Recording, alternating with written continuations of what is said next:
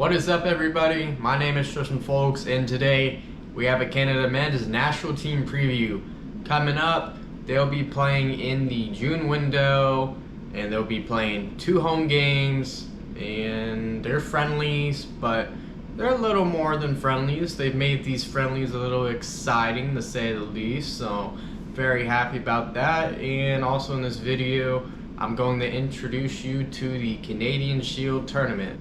Back in March, the Canada men's national team ended up finishing 3rd in the 2025 CONCACAF Nations League final after losing to Mexico in the semifinal 2-0, and then they went on to beat the USA 2-1. And coming up in this window specifically, they will play in 2 friendlies before the CONCACAF Gold Cup. And now I'm going to introduce you to the Canadian Shield Tournament. The Canadian Shield Tournament will be hosted in Toronto, Ontario at BMO Field, with 3 nations invited, hosted by Canada. The 3 nations invited is Cote D'Ivoire, New Zealand, and Ukraine. Each nation, including Canada, will play in a total of 2 matches for a total of 4 matches played in total for the tournament. For the standings, 3 points is awarded for a win, 2 points for a PK win, 1 point for a PK loss, and 0 points for a loss in general. If a match is tied, it will go to the PKs to decide the winner. The team with the most points will be the Canadian Shield Tournament champion for this year. For the schedule, the first matches will be on June 7th at 3:30 p.m. Eastern local in Toronto. Canada will host Ukraine.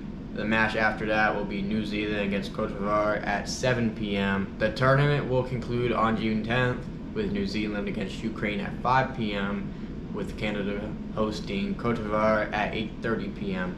As mentioned, all matches will be at BMO Field in Toronto, Ontario. I'm actually very excited about this little friendly tournament that's been put together. You have nations from literally every single different region, so that's honestly really good.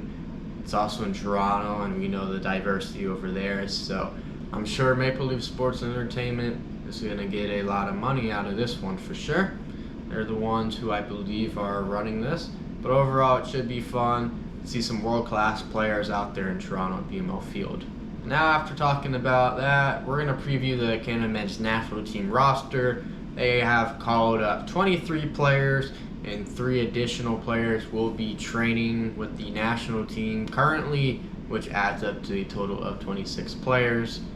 Players added to the roster since the 2025 CONCACAF Nations League final include Sam Adekubi, coming back from an injury after a hot start to his MLS season.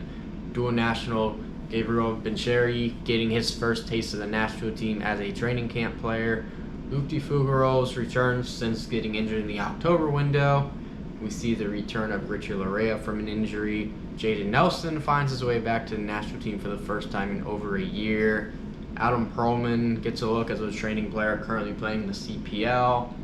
Midfielder Nathan Saliba returns to the national team for the first time this year. And goalkeeper Jonathan Sirwalk comes in as a training player. Players missing out from the previous window due to injuries include Moise Bombito, who had surgery on his wrist. Alphonso Davies is recovered from a torn ACL in the last match. Alistair Johnson has an undisclosed injury. Liam Miller continues the rehab from his torn ACL. The only player not included in this window who received a call-up last time is goalkeeper Tom McGill. Notably, Stefan Eustachio will captain the national team for this window, with Jonathan David being the vice captain. We also have a couple of new faces to introduce, and honestly, when I saw a certain name, I was actually surprised, but then I was also impressed with what Jesse Marsh ended up scouting. But it also sounds like one of his assistants who used to work with the Manchester United program knew about this player. So overall, I'm really applauding this staff for fighting this player. The player, you're wondering who that may be, his name is Gabriel Bencheri. He is currently under contract to Manchester United of the Premier League, and this summer he'll be looking to find his way into the first team, and he plays as a forward. He's only 18 years old, and he was born in Cardiff, Wales, to his Canadian mother and has an Italian father. He was recently called up to the Wales national team as a training camp player, so he indeed has options, as we can tell. He scored lots of goals for the second team, and he'll still be playing with the Wales national team, at least under their national team for the time being. But overall, I feel this would be great to add him to the fold, and it sounds like he's been impressive so far. The other player, we're not really going to highlight him too much, but he also partaked in an October training camp, and that player is Adam Perlman. He is currently on loan from Toronto FC of the MLS to the Halifax Wanderers of the Canadian Premier League at 20 years old. He is a defender from Thornhill, Ontario, and he has looked excellent so far in his cameo of CPL matches, and he previously played for the under-20s last year. I do believe he has some ways to go to get to the national team, but the potential is definitely there, and it seems like Marsh likes this player. Alright, and we are going to predict my starting 11, and I can say there were definitely some curveballs. We talked about the injuries. We also saw some players shine bright in CONCACAF Nations League, so I kind of have to mesh both of those things together, so let's get right into it. This formation will be a 4-2-3-1. In goal, we'll have Dane St. Clair, who has been the best goalkeeper in the MLS so far. At left back, we'll have Sam Adekubi, who is completely healthy, and then we'll have Derek Cornelius leading the back line as the left center back, and to his right, he'll have a youngster, Luke DeFugaros, who has been good since returning from his injury. And at right back, due to fitness and injuries, I have Nico Seeger, who I expect to see grow a lot this summer. The two midfielders will be Ismail Kone, coming off a good end of his season, and the captain, Stefan Eustáquio. Out at the left winger wingback role, I have Jacob Schaffelberg, and then we're going to have Jonathan David playing in the middle as a 10. And then out on the right, we're going to have Tajon Buchanan, who is red hot right now. Up top, playing as a striker, will be Tani Oluwaseyi, who is in excellent form and is looking to build off his last match for the national team. Also, thank you, Tani, for answering my question about Minneapolis St. Paul. I really appreciate that, and maybe on June 28th, 29th, we'll end up over there. Moving on to my projected substitutes. The first one is Richie Laryea for Sam Adekubi.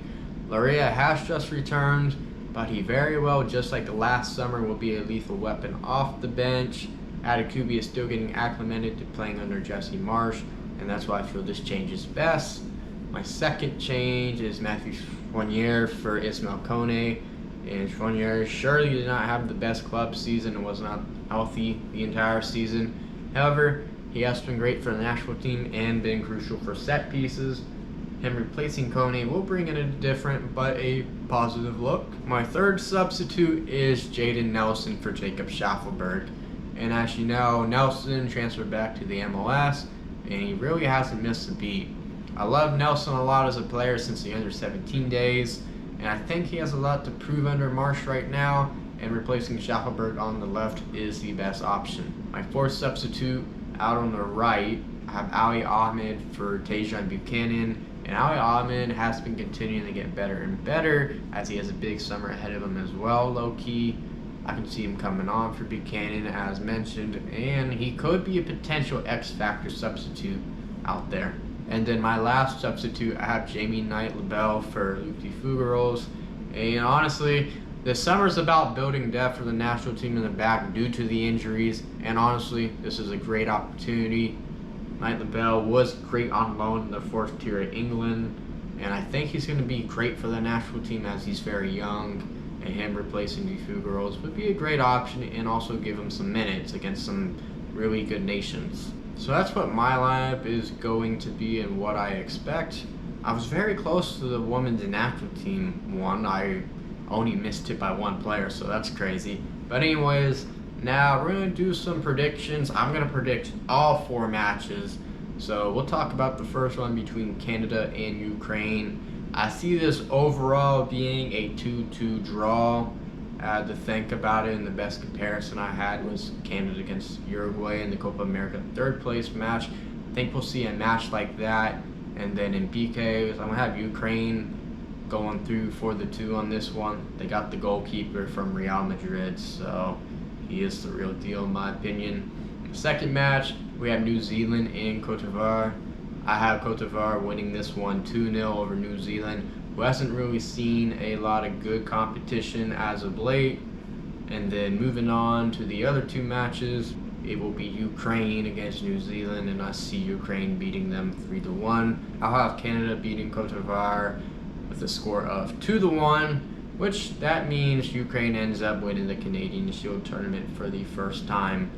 And there's a lot of Ukrainians in Canada, especially Toronto, so I expect a lot of them to show out. I'm sure they're going to enjoy being out there for sure. They may be the nation that enjoys being out there the most, in my opinion. So that's going to do it for my preview and everything. I hope you ended up enjoying it. Coming up on the channel, I am doing a CONCACAF Gold Cup preview and predictions video of the whole tournament, and then we'll have the Canada men's national team preview. I've seen the roster, but we'll see if things change, so we're not going to talk about any of that right now. And then also, if you do not know, I will be heading to Houston, so that means we're going to be getting some Gold Cup content, and I plan to be traveling for the whole tournament as long as Canada keeps going. And if they don't keep going after the quarterfinals, I'm planning to head to Washington, D.C. to see the women's national team. Other than that, it should be a really fun month. I'm sure you can probably tell already on the channel. I got a lot to upload, a lot of fun stuff, and I look forward to just sharing it with you. I hope you ended up enjoying this video. You enjoyed the Canadian Shield tournament and all the FIFA World Cup qualifier games. That's going on too. You have UEFA Nations League. Lots of good stuff going on right now. So other than that, that's going to be it from me. Thanks for watching. Subscribe if you want to see more, and take it easy.